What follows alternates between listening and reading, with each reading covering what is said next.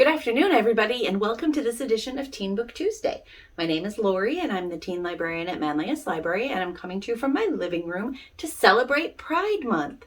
It's June, and June is Pride Month, and so I have a stack of new books to help you also celebrate Pride Month through your reading. I'm going to start with this one.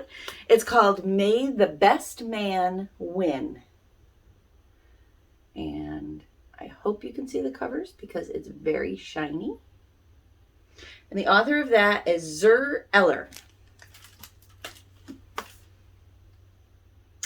Jeremy Harkis, cheer captain and student body president, won't let coming out as a transgender boy ruin his senior year. Instead of bowing to the bigots and outdated school administration, Jeremy decides to make some noise.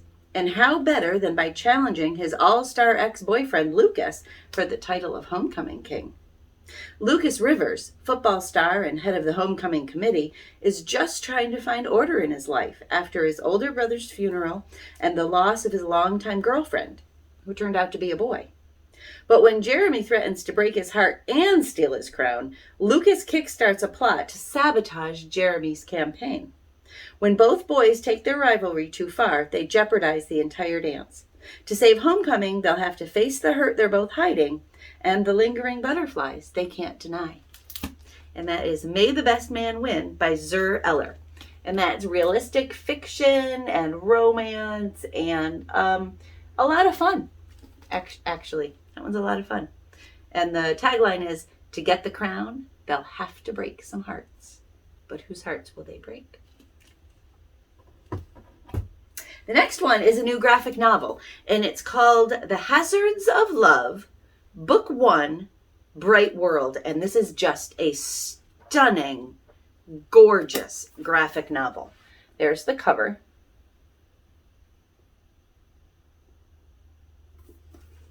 And the author is Stan Stanley, and I can show you the inside. Instead of white pages with all black, it's black pages with all color. And it says, collected and in color for the first time, The Hazards of Love follows a queer, non-binary teen from Queens who's dragged into a mysterious, fantastical place. Can they hustle their way back home? Amparo's deal with the talking cat was simple. A drop of blood in Amparo's name to become a better person. Their mother and abuelo would never worry about them again, and they'd finally be worthy of doing straight-A student adelante. But when the cat steals their body, becoming the better person they were promised, Amparo's spirit is imprisoned in a land of terrifying flesh-hungry creatures known as Bright World. With cruel and manipulative masters and a society that feeds on memories, Amparo must use their cleverness to escape without turning into a monster like the rest of them. On the other side, Adelante begins to suspect the new Amparo has a secret, and after the cat in disguise vanishes, she's left searching for answers with a no-nonsense medium from the lesbian mafia, and the only person who might know the truth about Bright World. And that's called The Hazards of Love. And it is fantasy and romance and adventure and a little bit of horror, not realistic fiction. But the illustrations are gorgeous. And this is book 1.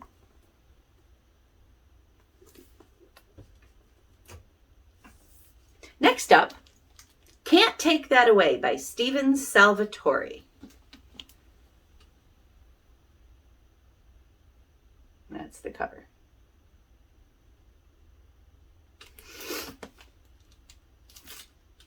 To take center stage, they'll have to shatter the binary. Casey Parker dreams of being a diva and bringing the house down with song. They can hit every note of all the top pop and Broadway hits. But despite their talent, emotional scars from an incident with a homophobic classmate and their grandfather's spiraling dementia make it harder and harder for Carrie to find their voice. Then Carrie meets Chris, a singer-guitarist who makes Carrie feel seen for the first time in their life. With the rush of a promising new romantic relationship, Carrie wonders whether they have the confidence to audition for the role of Elphaba, the Wicked Witch of the West, in the school musical. But some people in Carrie's high school might not be accepting of just anyone playing Elphaba. With decisions both personal and political hanging in the balance, it's up to Carrie, Chris, and their friends to defend their rights, and they refuse to be silenced. Told in alternating chapters with identifying pronouns, debut author Stephen Salvatore's Can't Take That Away conducts a powerful, uplifting anthem, a swoony romance, and an affirmation of self-identity that will ignite the activist in all of us. So this one is realistic fiction with a little bit of romance. It's great for anybody who likes Broadway or any kind of musical theater. And it's a fun, lovely story about queer joy and also resistance and standing up for yourself and being an activist. All right, I've got another graphic novel. This one is absolutely brand new. It's called The Girl from the Sea by Molly Knox Ostertag. That's The Girl from the Sea. 15-year-old Morgan has a secret. She can't wait to escape the perfect little island where she lives. She's desperate to finish high school and get as far away as possible from her sad divorced mom, her volatile little brother, and her group of best friends who don't actually know Morgan at all. Because really, Morgan's biggest secret is that she has a lot of secrets, including the one about wanting to kiss girls. Then one night, Morgan is saved from drowning by a mysterious girl named Kelty. Suddenly, life on the island doesn't feel so stifling anymore. But Kelty has some secrets of her own, and as the girls start to fall in love, everything they've been hiding will find its way to the surface, whether Morgan is ready or not. And you'll have to read it to find out what Kelty's secret is. That's The Girl from the Sea, and there's the girls on the back. And that's Molly Knox Ostertag. And this is another one that's just beautifully illustrated. Just gorgeous illustrations. Just stunning. Makes me want to go to the islands. This next one's a novel, and it is called Not My Problem by Sierra Smith. And I just got this one in this week. It's called, the tagline is, "She can fix anyone's life, except her own." Aideen has plenty of problems she can't fix. Her best and only friend grows more distant every day. Her mother's drinking problem is a constant concern. She's even running out of outlandish diseases to fake so she can skip PE. But when Aideen stumbles upon her nemesis, overachiever Maeve Kowalska, in the midst of a full-blown meltdown, she sees a problem that, unlike her own disaster of a life, seems refreshingly easy to solve. Maeve is desperate to escape her crushing pile of extracurriculars, and Aideen volunteers to help by pushing Maeve down the stairs. As planned, Maeve sprains her ankle, a free pass out of all sports, PE classes, and mandated yoga for relaxation. Problem solved, except for the witness who saw it all, a boy named Kavi, who isn't exactly known for his discretion. And when he brings Aideen another client in need of her help, Aideen is in for a semester of ill-advised hijinks, a war waged over student council elections, and an unexpected chance at love. Fixing other people's problems won't fix her own, but it might be the push she needs to start. And it's kind of realistic fiction. It's a little out there, but it's a lot of fun. And it's real, even if it's not strictly realistic fiction. It's called Not My Problem, and that's by Sierra Smith. So I have a new series of nonfiction in the teen room. They're called the Pocket Change Collective, and they're just these little tiny books, but they are jam-packed full of information. And each one talks about a social issue or an aspect of life that is impacting teens and people and society and the world today. And the two I pulled are Beyond the Gender Binary by Alok Vaid-Menon. That is it really a choice when you don't get to select the options you are given to begin with? And The New Queer Conscience by Adam Ely. Queer people anywhere are responsible for queer people everywhere, after all. Wouldn't you want someone to fight for you? And they're just quick reads with lots of information, and they're extraordinarily helpful, and they're all own voices written. So, and there's books about the environment, and there's books about standing up and being an activist, and art and music, and it's a fabulous series. So, I have another new graphic novel. It's a little one. It's called I'm a Wild Seed, and it's by Sharon Lee Dela Cruz. There's the cover.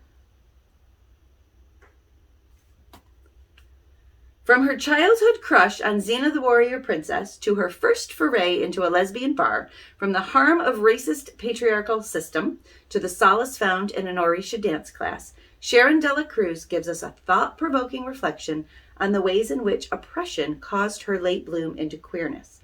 And she invites us to discover the things that have informed one woman's concept of freedom. So it's biographical. It's kind of a memoir, but it is absolutely a graphic. And the illustrations are just bright and lush and colorful and yet dark and heart-wrenching. And she talks a lot about Xena the Warrior Princess, which is never a bad thing. So that's I'm a Wild Seed by Sharon Dela Cruz. And finally, I got another brand new book called Between Perfect and Real. It is funny and heartfelt and just real. Between Perfect and Real. And the author is Ray Stove. Can Dean go for everything he needs without losing all he has? I think I want to transition, but I have to come out first. I just don't know how. Dean Foster knows he's a trans guy. He's watched enough YouTube videos and done enough questioning to be sure. But everyone at his high school thinks he's a lesbian, including his girlfriend Zoe, and his theater director, who just cast him as a non-traditional Romeo. He wonders if maybe it would be easier to wait until college to come out. But as he plays Romeo every day in rehearsals, Dean realizes he wants everyone to see him as he really is. Now, not just on stage, but everywhere in his life. Dean knows what he needs to do. Can playing a role help Dean be his true self? And that's Between Perfect and Real by Ray Stove. And that is realistic fiction, great for anyone who is interested in the theater, as well as anyone who's just living life as a teenager or young adult. So there you go, a whole stack of books to help you celebrate Pride Month. They can all be found in the teen room. If you see something that you like, you can pop over to our website at manliuslibrary.org and put it on hold, or come into the library. We're open regular hours. You can also find those on our website. Registration for the Teen Summer Reading Program has begun. It started June 1st. You can get yourself signed up on the website. Here's more information about that. Hi everybody, it's Lorie coming to you from the Teen Room to tell you a little bit about what's coming up for teens and tweens this summer. We have a summer reading program. Registration will start on June 1st. You can pop over to our website anytime starting then to sign up and then start reading. For every 100 minutes that you read or every book that you read, you'll earn a raffle ticket for the grand prize drawings at the end of the summer. And there's also prize levels throughout the summer as you reach different goals. You can pick up one of these flyers in the teen room, the children's room, or pretty much anywhere in the library that has all of the information on the inside about the summer reading program. We also have some great events going on this summer for teens and tweens. Trivia is moving to Monday afternoons, and it will be live via Zoom on Kahoot, and there'll be a different topic every week. The top score for that will win a gift card, so sign up for that on our calendar, or you can send me an email at lfinger@manliuslibrary.org for the link to join that. Teen Book Tuesday will continue on YouTube every Tuesday at 2:30, and that's me talking to you about all of the great books that we're getting in to the teen room, and also some maybe teen bookish news and other great things about teen books. Wednesdays is a new program. It's Art in the Garden. It's live and in person, and it's outdoors. Registration for that is very limited and is absolutely required. So you can pop over to our website and sign up for that beginning on June 1st. Steam to Go is going to be live on Zoom, or you can just follow along on YouTube at your own pace, and you can sign up for those kits starting June 1st as well. Something new this year is break-in bags. It's kind of like an escape room, but to go. You get a bag, it's full of stuff, you solve the puzzles, you open the lock and you get the goodies inside, you bring it back and you can get the next one. And then finally, Teens Relax and Craft, which are just grab and go bags of crafts, a different one every week, because it's been a long year and sometimes we just need to relax and craft. So that's some of the great programs that are going on this summer. Now, we also have a brand new virtual Valentines. I hope you can see this because it's not too shiny. Virtual Valentines, because one of the best things about the teens in Manlius is they love to volunteer, and you guys are so helpful. So if you go over to our website at manliuslibrary.org or come into the library, the flyer actually has a QR code, and there's even an insert in the Teen Summer Reading Booklet that you can sign up with. And all of our volunteering has gone virtual. It is limited to ages 12 to 18, but you can earn community service hours that you need maybe for graduation or High Honor Society or any of those groups and clubs that you join that require hours, or just because you love the library and you want something to do. So that's Virtual Valentines. And you can always visit the interactive teen room with me and links to everything that I just told you about and more, including new teen books, different databases, and information about our continuing curbside pickup service. And that's at tinyurl.com/manliusteens.